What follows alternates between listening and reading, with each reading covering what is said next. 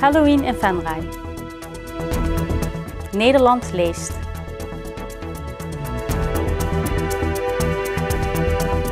Het is vandaag 31 oktober. Dit is het PLM Maasjournaal. Het was spannend in het Halloween-vierend centrum van Venray. Griezels, monsters en andere engers liepen donderdagavond door de straten. Zij kwamen naar het centrum om de bezoekers te laten schrikken.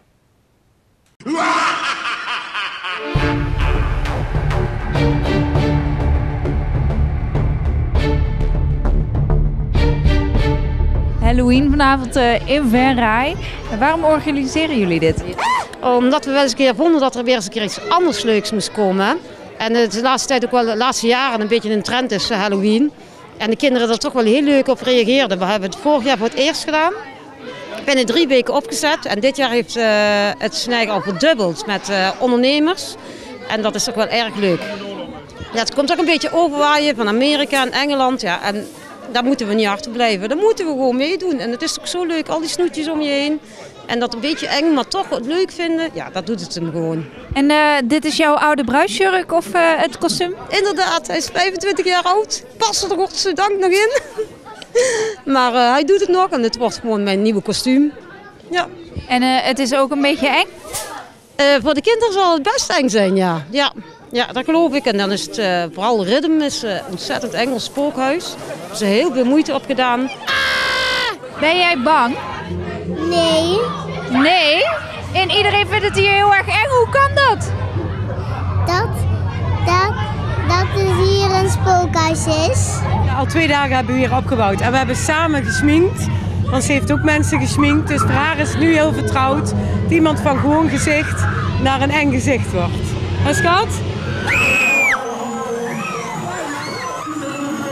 Gaat het nog een beetje? Ja. Wat vind je ervan hier? Eng hè? Waar ben jij het meest van geschrokken? Die net daar.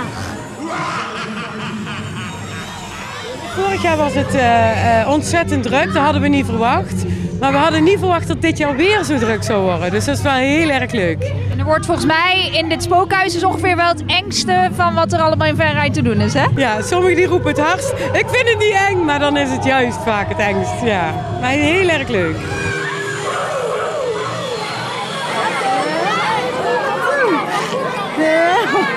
Wat was daar beneden? Er was een man die een handje moest geven en dan kreeg je een snoepje. Was dat een enge man? Beetje. Heb je wel je snoep gekregen? Ja. Ik zie dat je al een hele zak hebt. Je bent al op allerlei plekken geweest. Ja. En waar ben je nou het meest geschrokken?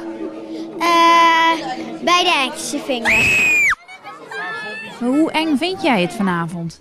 Ja, ik ben nooit zo bang in een spookhuis, maar Julia best wel, want die is ook niet mee naar binnen gegaan.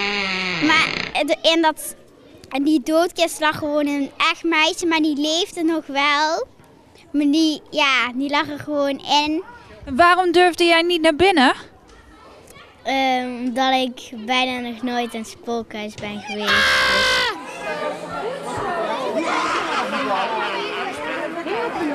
Hallo, vind jij dit niet eng? Nee, Wat vind je van de slang? ik vind het heel vet en ik vind het gewoon heel mooi.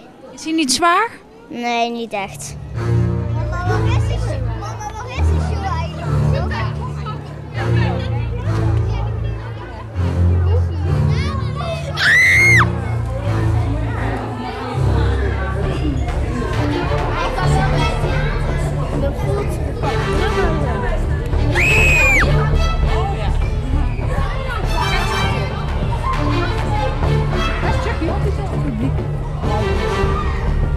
Hallo, dat is mijn baby.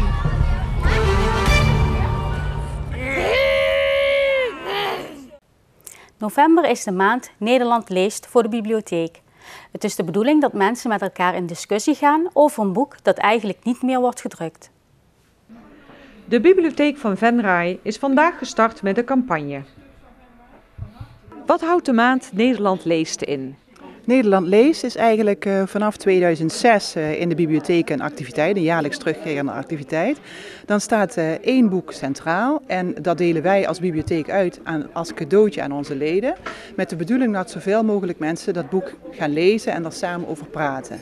Het is overkomen waaien uit Engeland of Amerika. Het heet One Book, One City. En op een gegeven moment is dat geadopteerd door het Nederlandse bibliotheekwezen. En is gezegd van nou, dat is nou eens een leuke actie die past bij het bibliotheekwerk. Welk boek is dit jaar uitgekozen? Dit jaar is uitgekozen Een vlucht regenwulpen van Maarten het Hart.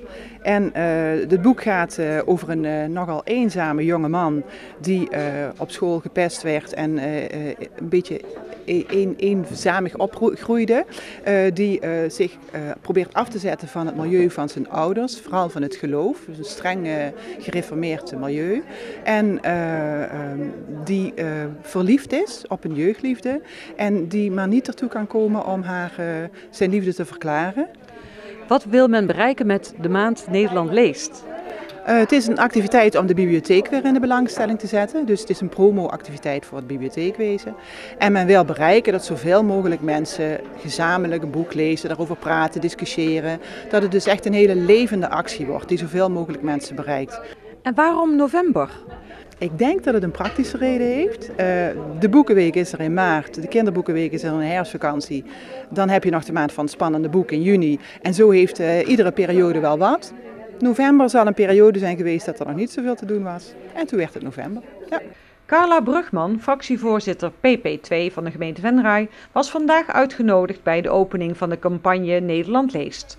Zij kreeg het boek overhandigd door Elle Jacobs, vestigingshoofd van de bibliotheek.